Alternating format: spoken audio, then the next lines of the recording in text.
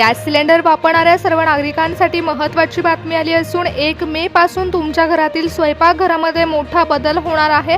कारण सरकारने आता थेट गॅस सिलेंडरवरती अटी लावल्या आहेत। जर नियम पाळले गेले नाही तर तुमच्या घरात गॅसची टाकी येणारच नाही। अमेरिका आणि इराण युद्धाचा फटका आता थेट तुमच्या घरातील स्वयंपाकघरावर बसणार आहे। अमेरिका आणि इराण यांच्यातील तणावामुळे जागतिक बाजारपेठांमध्ये कच्च्या तेलाचे आणि गॅसचे भाव गगनाला भिडले होते। पुरवठा साखळी देखील विस्कळीत झाली होती आणि गेल्या महिन्यात तुम्ही पाहिलं असेल की गॅससाठी रांगा लागल्या होत्या। पण आता हीच परिस्थिती बदलली आहे। सरकारने आता ब्लॅक मार्केटिंग म्हणजेच काळा बाजार रोखण्यासाठी प्रत्येक नागरिकाला त्याच्या हक्काचा गॅस सिलेंडर मिळवण्यासाठी गॅस सिलेंडरवरती कडक नियम लावले आहेत। त्यामुळे 1 मे पासून तुमच्या घरामध्ये जर गॅस सिलेंडर मिळवायचा असेल तर या अटीनुसारच गॅस सिलेंडरचं वाटप केलं जाणार आहे। आतापर्यंत फक्त 28 दिवसामध्ये तुम्हाला गॅस सिलेंडर दिला जात होता, परंतु इथून पुढे गॅस सिलेंडरच्या नियमांमध्ये सरकारने कडक बदल केले आहेत। त्यामुळे जास्त किमतीमध्ये जर गॅस सिलेंडर विकला जात असेल तर त्या ठिकाणी देखील सरकार प्रत्यक्ष लक्ष देणार आहे। गरजू प्रत्येक व्यक्तीला याचा लाभ मिळावा, यामधील काळा बाजार थांबावा यासाठी सरकारने बदल केले आहेत। एकेकाळी जो गॅस सिलेंडर 400 ते 500 रुपयाला मिळायचा, पण तोच गॅस सिलेंडर आता 800 ते 900 रुपयांवर जाऊन पोहोचला आहे।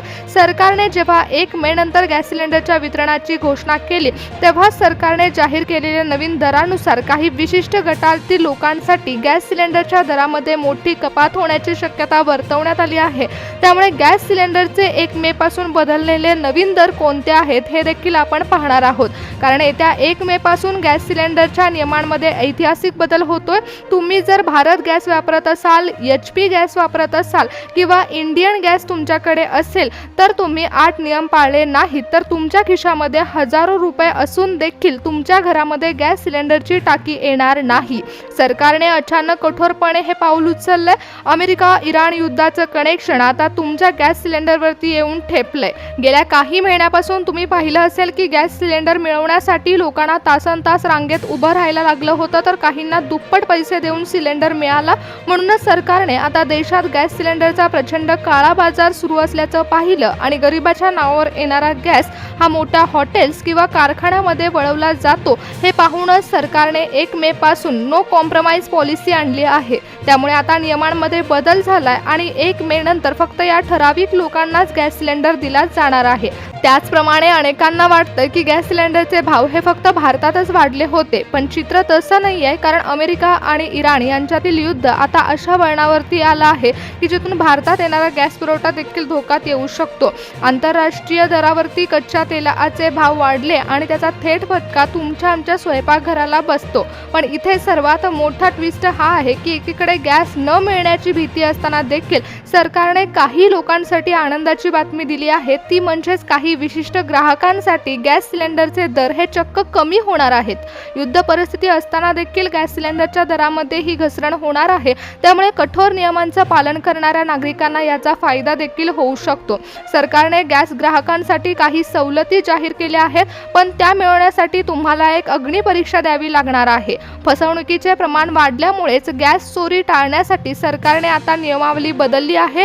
यामध्ये यादी बघायला गेलं तर मोदी सरकारने येण्यापूर्वी गॅस सिलेंडरचे दर 400 ते 500 रुपयांना मिळायचे आणि आज तोच दर 800 ते 900 वर गेलाय। आता सांगण्यात आलं होतं की सबसिडी खात्यामध्ये जमा होईल, पण पैसे येणं बंद झालंय। पण 1 मे नंतर सर्व नागरिकांच्या सबसिडीवरती सुद्धा आता नियम लागू होत आहेत। त्यामुळे तुमच्या हक्काचे पैसे सबसिडी तुम्हाला हवी असेल तर नेमकं काय करायचं आहे हे देखील सांगण्यात आलंय। 1 मे पासून गॅस सिलेंडरच्या इतिहासामध्ये सर्वात मोठा बदल होणार आहे।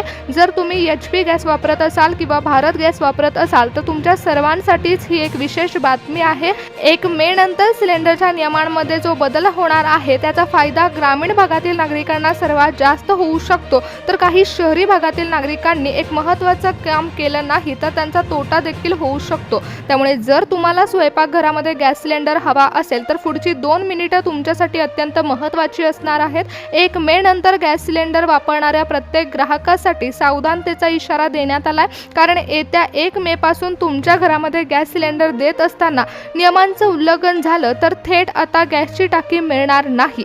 गेल्या महिन्यामध्ये आपण पाहिलं होतं की गॅससाठी रांगा लागल्या होत्या आणि जर गॅस सिलेंडर मिळालाच नाही तर तुम्ही स्वयंपाक कसा बनवणार। त्याप्रमाणे जर तुमच्याकडे पैसे असतील तरी देखील तुम्हाला गॅस सिलेंडर मिळणार नाही तर अडचणींचा सामना करावा लागू शकतो। नागरिकांनो, ही फक्त सावधानता नाही तर एक चेतावणी आहे, कारण अमेरिका आणि इराणचं युद्ध अजूनही संपलेलं नाहीये आणि त्याचा थेट फटका आपल्या देशाला बसतो। तिकडून येणारा गॅस पुरवठा विस्कळीत झाला तर भयंकर गोष्ट घडून टंचाईला सामोरं जावं लागू शकतं। त्यामुळेच मोठा काळा बाजार देखील होऊ शकतो। सरकारने या गोष्टी पाहिल्या आणि आता 8 कडक नियम लागू केले।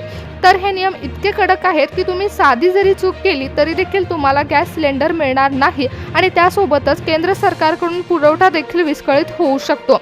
नागरिकांनो, आता फक्त अमेरिका इराणचं युद्ध सुरू आहे, पण कधीच हे विसरू नका की जेव्हा जगामध्ये कुठेही बॉम्ब पडतो तेव्हा त्याची ठिणगी सर्वप्रथम ही आपल्या किचनपर्यंत पोहोचते आणि हा तर गॅस आहे। आपल्या देशात हा तयार होत नाही तर हा समुद्रमार्गे आपल्याकडे पोहोचवला जातो आणि या युद्धामुळे जर हा पुरवठा साखळी तुटली तर आपल्या देशात मिळणारा गॅसचा साठा हा संपून जाईल आणि यामध्ये सर्वात मोठा धोका तर हाच आहे की युद्धाच्या नावाखाली आपल्या देशामध्ये लोक काळा बाजार करतील। म्हणजे 400 रुपयाचा गॅस हा 800 ला विकला जाईल आणि तोच ब्लॅक मार्केटमध्ये 1500 रुपयाला विकला जाणार। आणि हेच रोखण्यासाठी सरकारने आता तुमच्या गॅस सिलेंडरवरती कठोर असं लक्ष ठेवलं आहे। 1 मे पासून तुम्हाला गॅस नाकारला जाऊ शकतो, कारण काळा बाजार थांबवण्यासाठी सरकार हे नियम लागू करत आहे। आता तुम्ही म्हणाल की आम्ही तर सामान्य लोक आहोत, आम्हाला गॅस का मिळणार नाही? तर मित्रांनो, सरकारने लागू केलेले 8 नियम म्हणजे एक चाळणी आहेत आणि ज्या नियमांमध्ये लोक अडकून राहतील त्यांचा तोटा होऊ शकतो। आणि तिसरा नियम असा आहे की ज्यामध्ये तुमच्या गॅस पासबुकची तपासणी केली जाईल आणि 5वा नियम असा आहे ज्यामध्ये गॅस सिलेंडरची तपासणी केली जाईल। सर्वात महत्त्वाचा जो 8वा नियम आहे त्यामुळे संपूर्ण देशभरातील नागरिकांना याचा मोठा फायदा होणार आहे, म्हणजे तुमच्या गॅस सिलेंडरच्या दरामध्ये कपात होऊ शकते। यातील काही नियम हे नागरिकांच्या फायद्याचे देखील ठरणार आहेत, त्यामुळे जर तुम्ही सर्वसामान्य नागरिक असाल तर घाबरून जाण्याची गरज नाही। ही गोष्ट सरकारने सर्वसामान्य नागरिकांच्या फायद्यासाठीच आणली आहे, त्यामुळे गॅस सिलेंडरच्या दरामध्ये देखील कपात होताना दिसत आहे। मित्रांनो, सर्वात महत्त्वाची गोष्ट ही आहे की जर तुम्ही नियमांचं पालन केलं तर तब्बल 100 ते 300 रुपयापर्यंतची तुमची मोठी कपात होण्याची शक्यता वर्तवण्यात आली आहे।